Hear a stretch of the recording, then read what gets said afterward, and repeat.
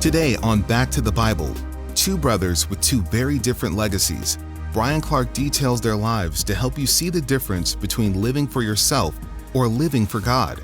Later, Bryan will join Back to the Bible Apologist Nat Crawford in studio to share some practical take-home points from his message.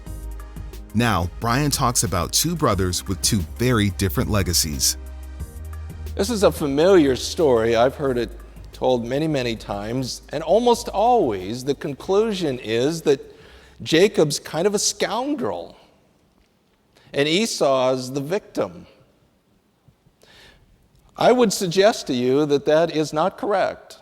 As a matter of fact, it's just the opposite. Let's go back and look at the text a little bit more carefully. Verse 27, when the boys grew up, Esau became a skillful hunter. Now, when we hear hunter, we think sportsman, pheasant hunter, duck hunter, deer hunter. But that really wasn't the picture in the ancient Near East. A hunter was kind of a wild man. Lived out away from the people, lived on his own, lived, it says here, in the fields, like out in the caves. Kind of lived like an animal. Had no real social skills that were developed. Made his life by surviving and killing. It was just kind of a rough, wild type of an existence. That's contrasted with Jacob. Notice the contrast. It's not an and. He's not saying Esau was this way and Jacob was that way, but it's a contrast. It's the word but, saying they were opposites. Jacob was a peaceful man, living in tents. That word peaceful is probably unfortunate there. This is the exact same Hebrew word that's used in Job chapter 1, verse 9 to say Job was a perfect man. It's a word that means to be upright, to be a person full of integrity.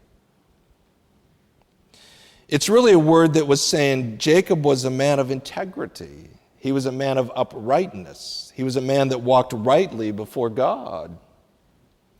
Often I've heard it said that Esau was a man's man and Jacob was kind of a mama's boy. That isn't true at all. That isn't the picture here. It's a picture of one who was consumed with himself and lived for survival and was just kind of rough and crude and wild, versus one who lived among his people, lived in the tents, and cared about his people and his heritage and the promise and all of these things that mattered to God. That's really the comparison here. Esau's out hunting. He's famished, so he comes in. Verse 30, please let me have a swallow of that red stuff there, for I am famished. Again, that's an unfortunate translation, in my opinion. It sounds like Esau has just come back from finishing school. Please, may I have some of that stew? That isn't the Hebrew at all. As a matter of fact, the Hebrew is kind of rough. It's kind of crude. It's kind of substandard. It's like he's from the wrong side of the tracks.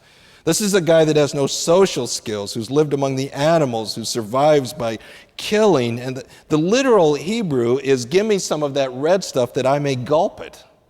That's really what it says. It's very rough. That's really the picture of Esau. He's coming in. That's all he cares about is whatever he needs to survive. So Jacob barters with him, makes a deal with him. He wants the birthright. Verse 34, then Jacob gave Esau bread and lentil stew, and he ate, drank, rose, and went. This is an attempt by the writer to establish the personality or the character of Esau. In the ancient Near East, eating together was very important. It was something that brought people and families together. Community was very important. So it was unheard of that somebody would be so crass, so crude to come in, eat, and leave. And so there's a rapid fire series of verbs to say that's the kind of person he was.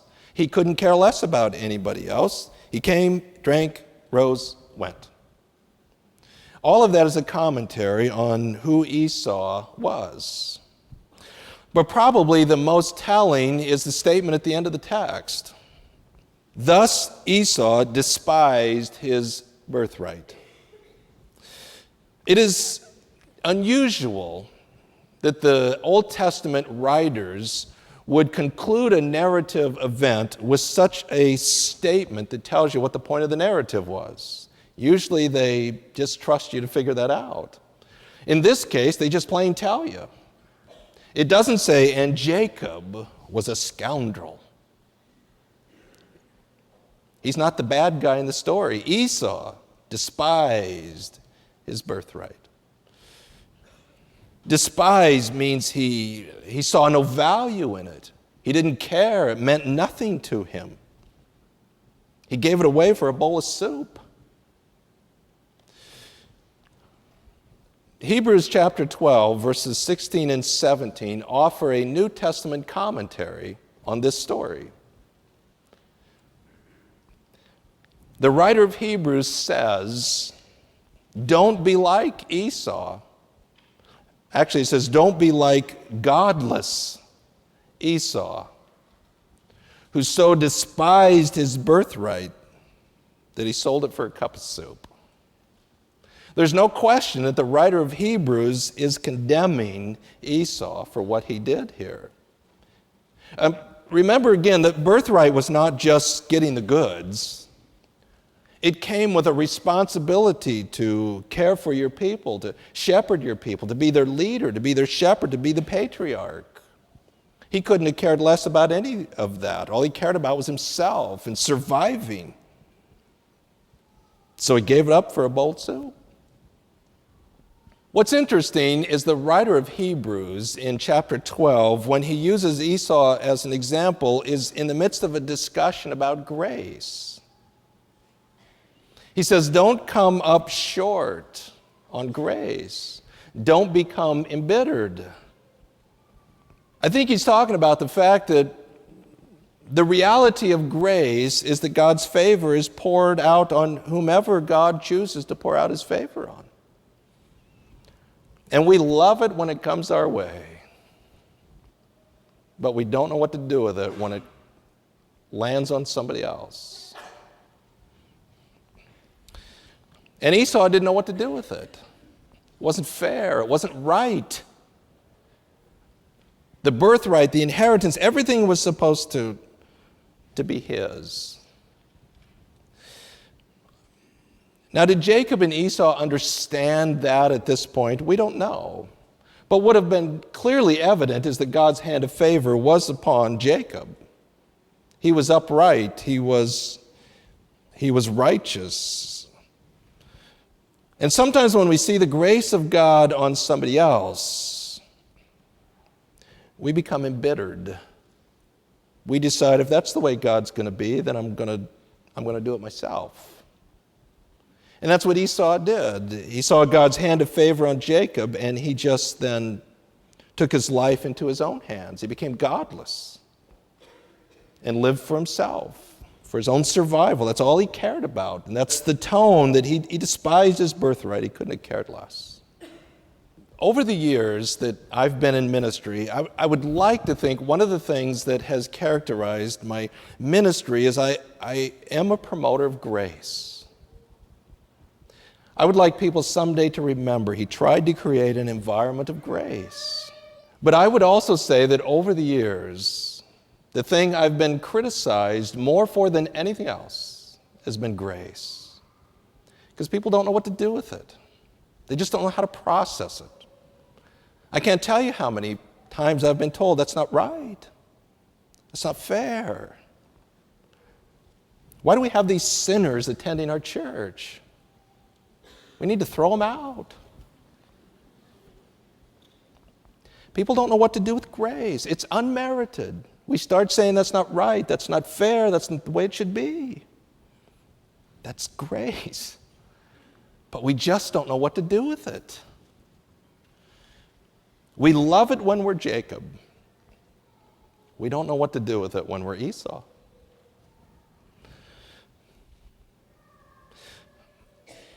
I am convinced that even though God chose that Esau would serve Jacob, there still was the potential for an enormous amount of blessing as a member of that family to have been poured out upon him had he responded properly to the grace he still received. But that wasn't the choice he made. He chose to be godless. He chose to despise it. He chose to walk away from it. Again, you have this mystery between the sovereign plan of God and the choices that people make. But clearly the text is indicating that Esau made a choice, and that choice condemned him. Was Jacob right for what he did? No, I don't think he was. I don't think he was. I think his heart was right, but I think his methodology was bad. He should have just waited and let God do his thing. He didn't have to try and manipulate it this way. But I do think what was in the heart of Jacob is Jacob saw what was in the heart of Esau, and that Esau was not fit to lead. Esau was not fit to be the patriarch of his people. Remember, he was described as a righteous, upright, blameless man at the beginning of this story. Now, I think Jacob had it right. He needed to move into the position and take the leadership. He would lead his people. He would shepherd them because Esau would destroy them. I think his heart was right. I just think his methodology was bad. But you don't see Jacob condemned here. You do see Esau condemned. Which gets us really to where we need to start in this whole discussion about what it means to be a person of faith. It ultimately comes down to an issue of the heart. I think Jacob had a good heart. I think Esau had a bad heart. And ultimately, the issue of faith comes down to an issue of the heart. If you don't have the right heart, everything else is going to fall apart. We're happy to have you with us today, and we'll return to more of Bryan Clark's teaching in just a moment. In the meantime, we invite you to discover our wide selection of Bible studies, devotions, and reading plans, all free and all available at backtothebible.org. You can also sign up for Go Tandem, the app that brings God's Word to your laptop or phone throughout your day. Find out more at backtothebible.org. That's backtothebible.org. As Bryan continues today's message, he gives you an idea of what it does and doesn't mean to walk by faith. When you go back through the Old and New Testament, and you look at these great heroes of the faith, men and women, were they perfect people? No, they weren't. Some of them had catastrophic failures. Noah, Abraham, Moses, Isaac, Jacob, David, Thomas, Peter in the New Testament. And we look at those failures and we have some identity with that. And we say, oh, they were like us. Before you identify with them and say, oh, they were like us, you need to recognize these people had an incredible heart for God. Remarkable hearts for God. That's what made them such great heroes of faith. They weren't perfect people. Sometimes they made bad decisions, and sometimes they had lousy strategies, and sometimes they wandered down the wrong path. But mostly they had a passionate heart for God. And their desire was to walk in obedience to Him and to accomplish His will in the world. That's what characterized them. I listen to the TV preachers, and a lot of them talk about faith. But a lot of them talk about faith as something you can get in order to get more money, in order to make sure your children never get sick, in order to make sure that God just paves your life the way you want it. That's the heart of Esau. That's a heart consumed with self and selfishness. God will never honor that in this walk of faith. The heart of one who really walks by faith is a heart that has a passion to walk with God, to obey God, to see God's agenda accomplished on earth.